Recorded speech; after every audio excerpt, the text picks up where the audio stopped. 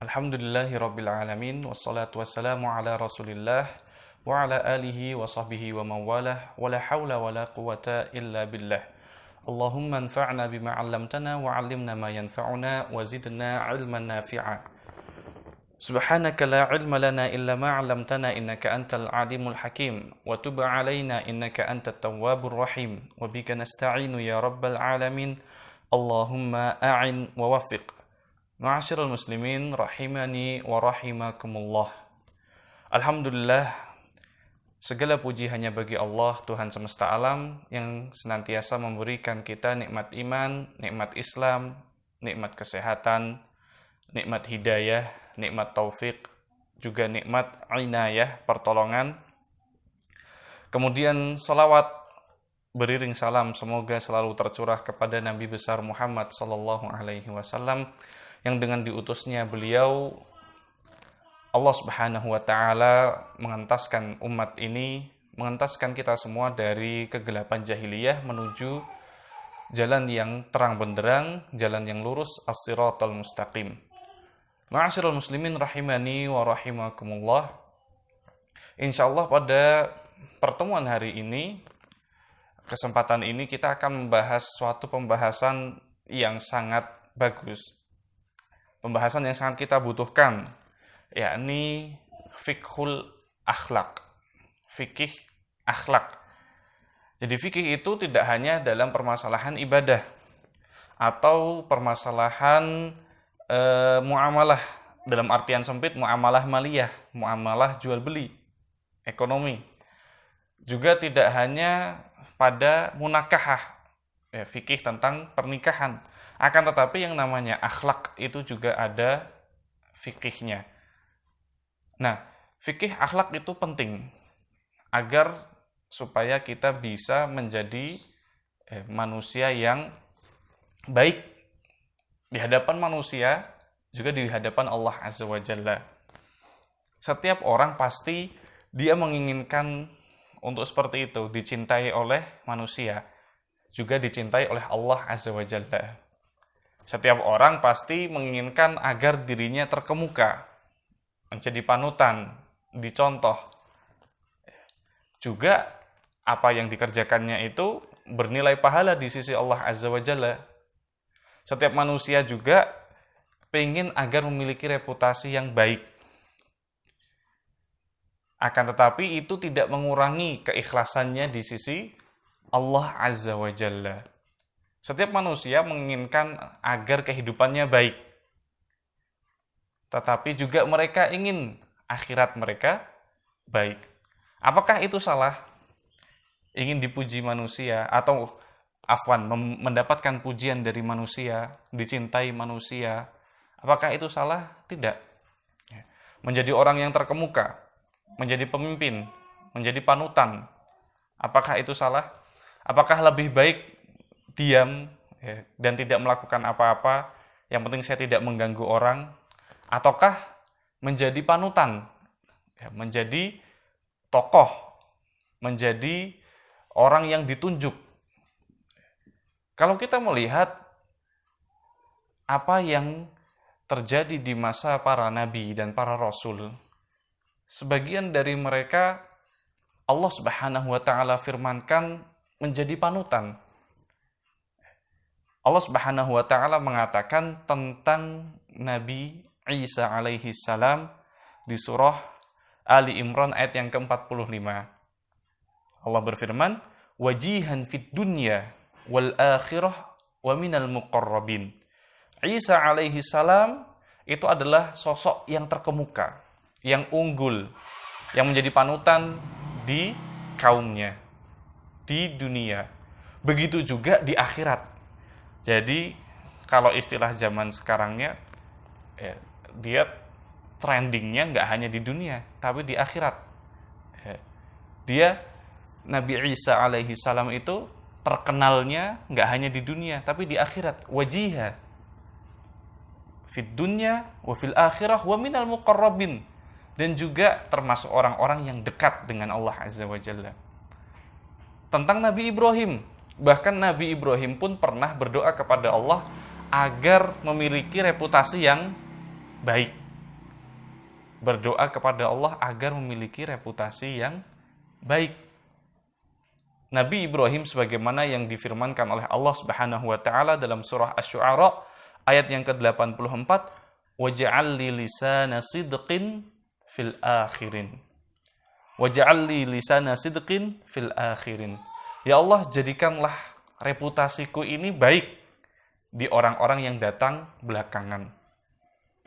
Nah, berarti orang-orang yang menonjol, orang-orang yang memiliki reputasi baik, belum tentu mereka itu tidak ikhlas. Belum tentu mereka itu hamba dunia. Belum tentu mereka itu gila kehormatan. Belum tentu mereka itu gila jabatan. Akan tetapi mungkin mereka adalah orang-orang yang memiliki budi pekerti yang luhur, akhlak yang baik, dan memiliki keikhlasan, yang mana itu menjadikan mereka terkenal, panutan di dunia, ya, reputasinya baik di dunia, di masyarakatnya, dan tidak mengurangi pahalanya di sisi Allah Azza wa Jalla. Dan itu semua bisa kita dapatkan. Tentunya yang pertama, karena takdir, karunia Allah Azza wa Jalla. Allah sudah menakdirkannya. Kemudian yang kedua, karena rezeki dari Allah, Allah memberikan rezeki akhlak yang baik. Kemudian itu bisa kita tempuh dengan yang ketiga, cara yang ketiga, yakni dengan mempelajari akhlak. Maka penting bagi kita semua untuk mempelajari fikih akhlak itu. Kepada siapa kita mempelajari fikih akhlak? Dari mana kita mengambil ilmu akhlak? Jawabannya hanya satu. Dari pribadi Rasulullah Sallallahu Alaihi Wasallam yang sebagaimana dikatakan oleh Anas bin Malik di dalam hadis yang diriwayatkan oleh Al-Imam Al-Bukhari, beliau mengatakan, kana ahsanun nasi khuluqa. Nabi Sallallahu Alaihi Wasallam adalah orang yang paling baik akhlaknya. Ini adalah testimoni dari Anas. Akan tetapi Allah Subhanahu wa taala sampai bersumpah. Allah Rabbul Alamin, yang maha jujur, ucapannya saja, firmannya saja tidak mungkin bohong. Akan tetapi ditambahi dengan sumpah. Ini berarti penekanan. Di dalam surah Al-Qalam, Allah Subhanahu wa taala mengatakan, wa innaka la'ala khuluqin azim. Sesungguhnya engkau wahai Muhammad memiliki akhlak yang agung. Belajar akhlak dari mana? Dari Rasulullah. Kenapa? Karena tidak ada yang akhlaknya lebih baik daripada Rasulullah Sallallahu Alaihi Wasallam. Yang Aisyah juga mengatakan kana khuluquhul Quran. Akhlaknya Nabi itu adalah Al-Quran. Setelah kita mengetahui hal itu semua, sekarang kita akan lanjut ke bab yang selanjutnya, yakni apa yang akan kita dapatkan ketika kita itu memiliki akhlak yang mulia. Yang pertama dan yang paling utama adalah belajar akhlak itu akan, atau memiliki akhlak yang mulia itu akan memberikan kita pahala yang besar. Akhlak yang mulia bisa membawa kita pada surga yang paling tinggi. Akhlak yang mulia bisa menyamakan kedudukan kita dengan kedudukan orang yang senantiasa sholat malam dan senantiasa puasa di siang hari. Meskipun seseorang itu tidak pernah puasa atau jarang puasa sunnah, atau mungkin bahkan jarang sholat witir, bahkan untuk 1 rakaat saja jarang di malam harinya. Akan tetapi ketika dia memiliki akhlak yang mulia, akhlak mulianya itu bisa menyamai kedudukan orang yang gemar sholat, menyamai kedudukan orang yang gemar puasa sunnah.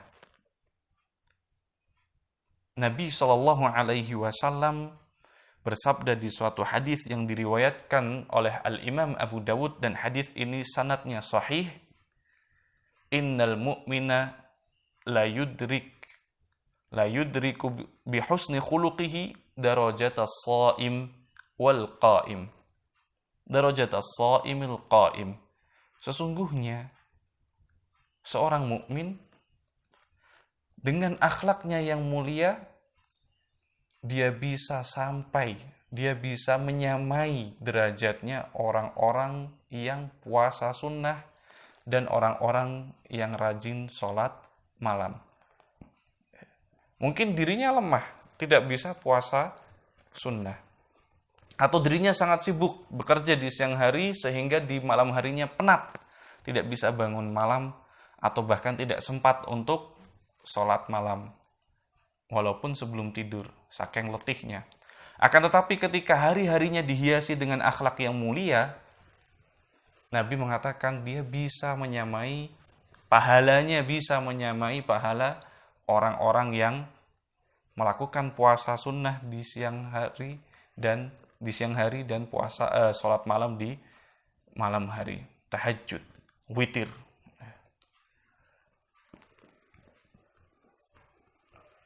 Nabi Shallallahu Alaihi Wasallam juga pernah mengatakan bahwasannya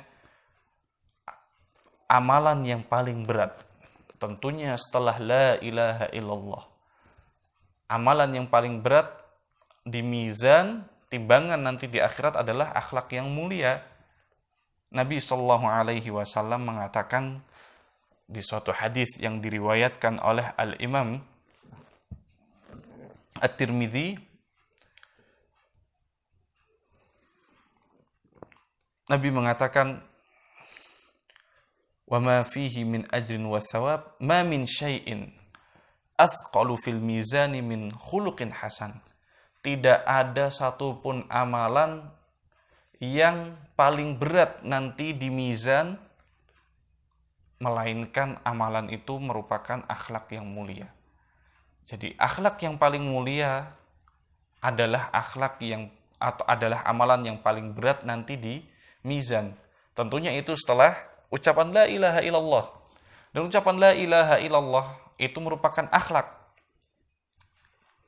kepada Allah Azza wa Jalla. Kemudian yang selanjutnya, memiliki akhlak yang mulia itu merupakan wasilah yang paling mendasar untuk diterimanya dakwah. Kita bisa melihat banyak orang yang semangat beragama, akan tetapi tidak dibarengi dengan akhlak yang mulia. Apa yang dia bawa benar, agama yang dia bawa, ajaran yang dia bawa benar. Akan tetapi ketika tidak dibawa dengan akhlak yang baik, bukan malah menyebarkan Islam, akan tetapi membuat orang itu lari dari Islam. Bukan malah menyebarkan sunnah, akan tetapi membuat orang lari dari sunnah. Kita bisa lihat orang yang tidak bisa menjaga akhlaknya, kemudian dia membawa-bawa agama, dan bahkan dia menjadikan agama sebagai legalitas pembenaran untuk akhlaknya yang tidak bagus. Itu malah membuat orang memandang sinis ajaran Rasul Shallallahu Alaihi Wasallam. Ketika orang yang stylenya, gayanya, pakaiannya, zohirnya itu mengenakan zohir sunnah, mengenakan zohir yang menunjukkan dia adalah orang yang ahli agama, pakaian yang panjang, lihyah, hijab yang sempurna, atau bahkan bercadar. Kemudian dia mulai menyebarkan agama pelan-pelan, tetapi tidak dibarengi dengan akhlak, lisannya buruk. Kemudian yang selanjutnya, dia tidak bersosialisasi dengan baik. Dia tidak, istilahnya adalah melakukan pirukunan, kegiatan-kegiatan yang sifatnya adalah untuk menjaga kerukunan antar tetangga. Dia tidak melakukan hal itu, cuek, tidak pernah membayar iuran dan yang lain sebagainya. Bukan itu merupakan hal yang bisa dikatakan wajib atau yang lain sebagainya. Ya, tidak bicara tentang hukum, akan tapi ini bicara tentang akhlak. Bicara tentang bagaimana bersosialisasi. Ketika orang tidak bisa bersosialisasi dengan baik, ya, maka dakwahnya itu tidak akan mulus. Nabi Shallallahu Alaihi Wasallam sebelum berdakwah, beliau sudah memiliki personal branding, beliau sudah memiliki tanda, beliau sudah memiliki reputasi yang baik terlebih dahulu. Bahkan masyarakat di sekitar menyebutnya sebagai Al-Amin. Namanya pun baik, Muhammad, orang yang terpuji.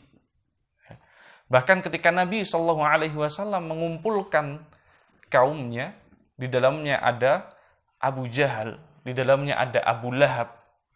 Dan Nabi mengabarkan, apakah apabila aku mengabarkan di belakang bukit ini ada pasukan yang bersiap untuk menyerang kalian, apakah kalian percaya?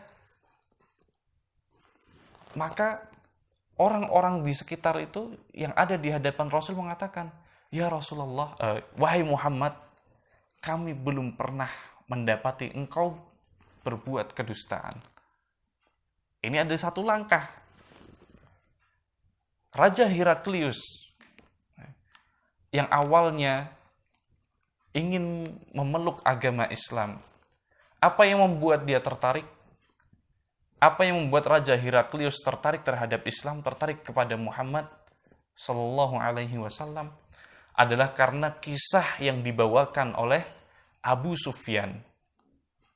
Abu Sufyan ini sebenarnya ingin istilahnya ngejok-joki. Apa itu ngejok-joki? Istilahnya ingin mempengaruhi agar Heraklius itu tidak mau menerima Islam. Akan tetapi ketika ditanya, Abu Sufyan mengabarkan tentang bagaimana akhlaknya Rasul Shallallahu Alaihi Wasallam. Yang itu membuat Raja Heraklius, penguasa Romawi pada waktu itu, luluh hatinya dan ingin memeluk Islam. Kalau tidak karena gengsi, karena dia takut kekuasaannya akan runtuh karena dia masuk Islam, insya Allah dia akan masuk ke dalam agama Islam. Tapi karena gengsinya dia, karena dia tidak mau kehilangan kekuasaannya, akhirnya dia tidak mau masuk ke dalam Islam. Dan banyak kisah-kisah yang lain. Kisahnya seorang Badui yang mana dia itu tiba-tiba datang ke Masjid Nabawi dan kencing. Para sahabat langsung marah, akan tapi Rasul Shallallahu Alaihi Wasallam tidak. Kemudian kisahnya Muawiyah ibnul Hakam yang dia menjawab ucapan Alhamdulillah dari orang yang bersin. Kemudian sahabat yang lain pun sinis pandangannya terhadap Muawiyah ibnul Hakam. Kemudian sahabat yang lain ada yang memarahinya. Akan tetapi Muawiyah ibnul Hakam, Rasul Shallallahu Alaihi Wasallam tidak melakukan sebagaimana yang dilakukan oleh para sahabat. Kemudian apa yang dikatakan oleh Muawiyah ibnul Hakam setelah itu? Muawiyah mengatakan, aku belum pernah menemukan guru yang lebih baik daripada Rasul Shallallahu Alaihi Wasallam. Itu membekas di hati Muawiyah ibnul Hakam. Dan Nabi Shallallahu Alaihi Wasallam ketika memerintahkan salah seorang sahabatnya untuk berdakwah, Nabi mengatakan, yassiru wa la tu'assiru, permudahlah dan jangan kalian persulit. Kenapa? Karena dengan musamahah, dengan toleransi, itu dakwah akan mudah tersebar. Kemudian keutamaan yang ketiga yang akan diambil, yang didapat oleh seorang hamba, oleh kita semua, ketika kita memiliki akhlak yang baik, adalah keharmonisan yang ada di dalam rumah tangga. Seseorang atau dua orang yang membangun rumah tangga atas cinta saja mungkin bisa membuat kehidupan rumah tangga mereka itu harmonis. Tapi itu hanya di awal-awal saja. Pepatah mengatakan cinta itu tidak cukup. Ya, butuh apa? butuh uang. Ya. Tapi bukan sepenuhnya uang. Cinta itu tidak cukup. Cinta butuh apa? Setelah itu butuh akhlak. Saling menghargai, saling menghormati, saling memahami. Ya, Nabi SAW pernah mengatakan di suatu hadis yang diriwayatkan oleh Al-Imam Ahmad, "Idza aradallahu bi baitin khairan fataha lahu babar rifqi." Atau kama qala Rasul sallallahu alaihi wasallam. Apabila Allah menghendaki suatu rumah itu harmonis, suatu rumah itu baik, maka Allah akan menuntun mereka untuk saling berlemah lembut. Nah, itu adalah akhlak. Ya, budi pekerti, lemah lembut kepada anak, lemah lembut kepada istri, lemah lembut kepada suami, merupakan salah satu kunci untuk harmonisnya rumah tangga.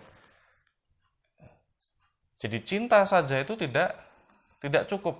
Cinta itu bisa menyatukan atau menjaga keharmonisan itu mungkin 1 bulan, 2 bulan, 3 bulan.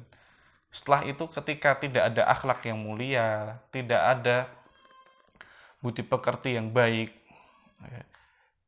keras perangainya, malas, kemudian suka marah, ya, kemudian suka menghambur-hamburkan uang, itu akan membuat hubungan rumah tangga itu menjadi tidak sehat. Yang ada yang di rumah tidak merindukan yang sedang bekerja di luar, yang sedang bekerja di luar enek, nggak mau cepet-cepet pulang. Ya. Kemudian yang selanjutnya, yang bisa kita dapatkan, yang akan kita dapatkan ketika kita memiliki akhlak yang baik, ya, adalah kita hidup dengan proporsional. Dalam artian bagaimana? Dia bertingkah laku secara adil, tengah-tengah. Keberanian itu adalah akhlak yang mulia. Akan tetapi ketika dia lost control, maka itu akan menjadi buruk. Kewanen akhirnya. Suka memberi, dermawan, sakhi. Itu merupakan akhlak yang mulia. Akan tetapi ketika dia tanpa kontrol, menderma, ya, maka itu akan berimbas buruk bagi dirinya. Di antara sifat orang mukmin adalah mereka ketika bersedekah tengah-tengah. Mereka tidak boros dan juga tidak pelit. Jadi proporsional. Seorang lelaki, ya, ketika dia lembut itu baik. Arifq itu akhlak yang mulia. Akan tetapi ketika dia hanya lembut saja, tidak memiliki sikap tegas, maka nanti akan berbahaya untuk anak-anaknya. Akan berbahaya untuk keluarganya. Karena anak laki-laki itu membutuhkan ketegasan dan mempelajari ketegasan dari seorang ayah. Akan tetapi apabila ayahnya tidak memiliki ketegasan, dia bersikap permisif dan dominan lembutnya saja, tidak memiliki kebulatan tekad dalam mengambil keputusan, maka nanti akan berimbas buruk bagi anak-anak laki-lakinya dan bagi keluarganya. Seorang ibu itu harus lembut dan boleh dia bersikap tegas. Akan tetapi ketika seorang ibu itu bertindak terlalu tegas dan selalu memutuskan permasalahan, itu akan berimbas buruk bagi anak perempuannya. Jadi sang ayah dan sang ibu itu harus memiliki tingkat akhlak mulia yang proporsional. Ayah itu tegas, tetapi tidak kelewat batas. Dia harus punya sisi kelembutan. Ibu juga harus memiliki sisi kelembutan, tapi tidak kelewat juga. Adapun ibu itu memiliki sifat kelembutan, akan tapi tidak kelewat batas. Dia harus memiliki satu sisi dari sikap tegas. Kemudian yang selanjutnya yang bisa kita dapat ketika kita mempelajari akhlak dan memiliki akhlak yang mulia adalah terciptanya kerukunan di masyarakat. Dulu di zaman sebelum Rasul Shallallahu Alaihi Wasallam ada dua suku yang terus-menerus berperang. Bahkan peperangannya itu hanya masalah-masalah yang sepele. Bahkan di Arab itu pernah ada suatu peperangan yang berlangsung selama 80 tahun hanya karena balapan kuda. Satu suku itu kalah dalam balapan kuda, kemudian tidak terima, memerangi suku yang menang, kemudian dua suku itu berperang 80 tahun lamanya. Akan tetapi setelah adanya Islam, walillahil hamd, mengatur bagaimana bertingkah laku, bagaimana berbuat dengan baik, peperangan-peperangan itu tidak ada. Bayangkan ketika kita tidak memiliki akhlak yang mulia, ya, tetangga kita manasin mobil, ya, tapi hati kita yang panas. Ya. Tetangga kita jalan-jalan, upload dia jalan-jalan di mana, ya. Harusnya kita ngelihat pemandangan-pemandangan di status itu adem, malah pikiran kita panas. Ya. Yang mana nanti setelah itu akan menghadirkan akhlak-akhlak buruk yang lain. Karena perlu diketahui, akhlak yang baik itu akan memanggil akhlak-akhlak baik yang lain, dan akhlak yang buruk itu akan memanggil akhlak-akhlak buruk yang lain. Orang pertama, hasad. Hasad nanti ke suudzon. Suudzon nanti ke ghibah. Ya. Awalnya dari hasad. Suudzon itu nanti membuat dirinya sombong. Habis itu dia hasad. Habis itu dia ghibah. Dan yang lain sebagainya. Contohnya banyak. Nah, ini sebagai muqaddimah pentingnya kita mempelajari akhlak, dan dari mana, dari siapa kita mempelajari akhlak, dan apa saja yang kita dapatkan ketika kita mempelajari akhlak dan mempraktekkan akhlak mulia sesuai dengan apa yang diajarkan oleh Allah Subhanahu wa taala di dalam Al-Qur'an dan sunnah Nabi Shallallahu alaihi wasallam dalam hadis-hadisnya. Insyaallah di pertemuan yang akan datang kita akan bahas bab yang pertama dari fikih akhlak ini, yaitu selalu berbuat ikhlas. Wallahu ta'ala a'lamu bishawab. Mudah-mudahan apa yang Allah Subhanahu wa taala berikan kepada kita bisa kita terima dengan baik, dengan lapang dada. Mudah-mudahan Allah Subhanahu wa taala senantiasa berikan kita kesabaran dalam mempelajari ilmu. Mudah-mudahan Allah membantu kita dalam menyerap ilmu dan mempraktekannya. Aqulu qauli hadza, subhanakallahumma wa bihamdika, asyhadu an la ilaha illa anta astaghfiruka wa atubu ilaik. Wa sallallahu ala nabiyyina Muhammad wa ala alihi wa sahbihi wa sallama tasliman katsira. Assalamualaikum warahmatullahi wabarakatuh.